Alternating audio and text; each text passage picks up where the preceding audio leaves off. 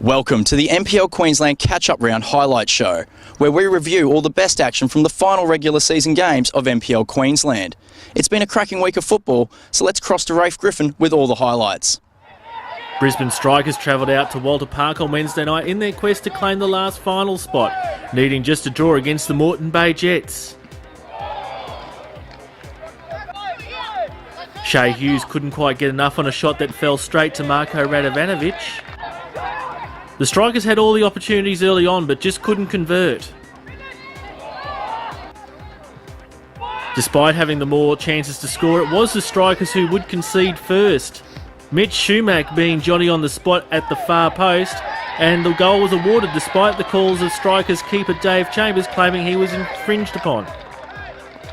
On the replay, the ball comes in, McAvoy challenges for the ball along with Chambers, but the referee deems that not to be a foul. That didn't deter the Strikers, who now needed a goal to claim the much needed point. Josh Taylor found the side netting. The Strikers' woes of finishing in front of goal continued, the woodwork stopping Kyle Luetkehan's effort. A goalmouth scramble and somehow Moreton Bay finding a way to deny the Strikers a goal. Then it was Shay Hughes who tested Radovanovic. The Jets not buckling under a weight of possession and the Strikers scoring opportunities. It wasn't working from short distance, so Greg King decided to go long. Radovanovic unable to handle. The ball fell for Luetkehan, who couldn't time his strike. Taylor cleaned up, but he was deemed to be offside. And on the replay, the ball's played through by Luetkehan and Taylor just standing the wrong side of the Jets defender. Plenty of chances to score in the first half for the Strikers, but it was their opponents 1-0 ahead at the break. The Strikers having to get desperate to not conceding a second goal. But their task would soon be made more difficult. Maria and Moses Joseph getting involved, the latter with a perfect cross for Royce Brownlee, and he scored his 16th goal of the season.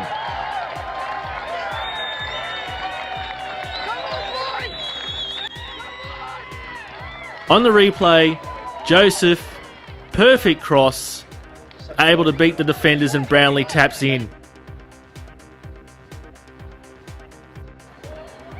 The Strikers now needed to get desperate, needing 2 goals to score. That second Jets goal spurred Strikers into action, and the possession began to fall the Strikers' way again in successive efforts.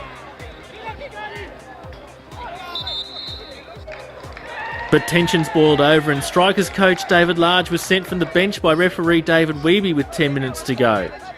A battle of wills between coach and referee as it was decided where Large should actually stand in the field. Large would appeal the dismissal later in the week, and he was successful in his appeal, meaning he could coach the match on Saturday night. The Strikers were finally able to steal a goal after all the missed opportunities. Jonty Richter from the edge of the box in the 85th minute, after the Strikers moments earlier decided to go with only 3 at the back and pushed more numbers forward. Jonty Richter able to slice through a couple of defenders and then put his ball past Radovanovic. 5 minutes plus stoppages for the Strikers to claim a point, and a hungry Strikers forced Radovanovic into a diving save. But it wasn't to be on this night for the Strikers, Moreton Bay Jets coming away 2-1 winners.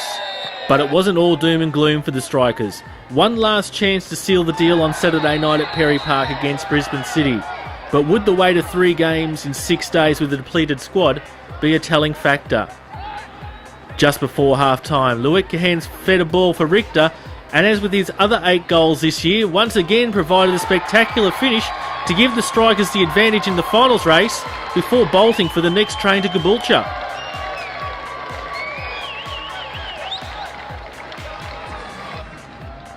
On the replay, Luetkehan's clever little chip out wide for Richter, who decides to take his chances and beat Stein in towards the far post. Thankfully for the fans, Richter decided against the jog to Bowen Hill Station and instead re-emerged through the tunnel. The celebration not impressing the referee though, Richter earning a card with a colour to match his kit.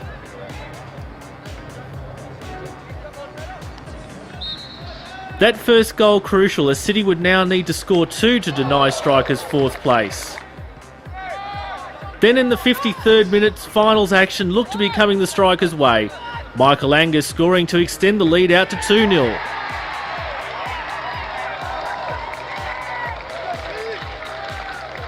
Taking a second look at it, Richter, the provider on this occasion, cross ball for Angus, and Stein flat-footed. Themselves depleted of manpower, particularly with the absence of defenders Luca Genasi and Cameron Chew, City never really looked like they could muster the 3 goals needed to deny the Strikers the required points, and so it was the Strikers who would claim 4th spot with their 2-0 win. The battle for 8th spot on Sunday afternoon at Kippen Park Goodna, with the Western Pride and Palm Beach looking to end their seasons on a high.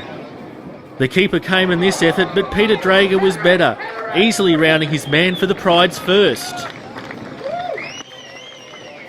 On the replay, Peter Drager, keeper comes out to confront him, can't get a foot on it, and Drager has the easiest of finishes. Lincoln Rule then had his shot ably assisted into the goal by a defender, and it was 2-0 Pride after 26 minutes.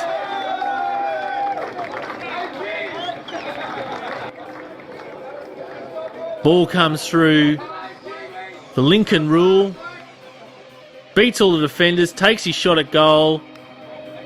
Not sure if it was going to go which side of the post, but ended up in the back of the net anyway. Drager continued to terrorise a woeful Palm Beach defensive performance in the first half, and he scored the game's 3rd and his 2nd. Drager with the run from halfway. Just the one defender there to try and capture him. Keeper has to come off his line yet again, but Drager better. And it was Drager again with his half-time hat-trick, allowing Pride to take a 4-0 lead to the break. Drager's 19th goal of the season sees him finish 4th on the goal scorers list.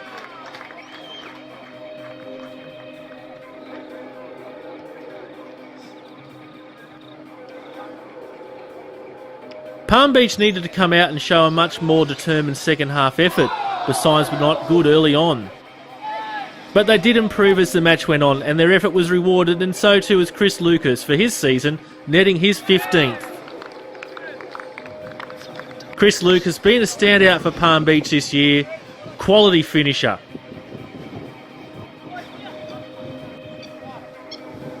And just before the 90 minutes was done, the 16-year-old Ethan Huntley, stepping up from the under-18 squad, he scored his debut goal.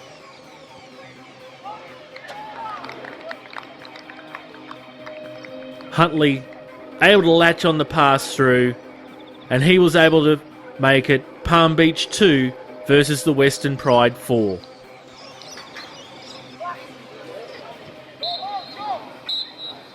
So taking a look back at the catch-up results, in a round 17 match last Wednesday night, it was the Moreton Bay Jets 2 versus the Brisbane Strikers 1.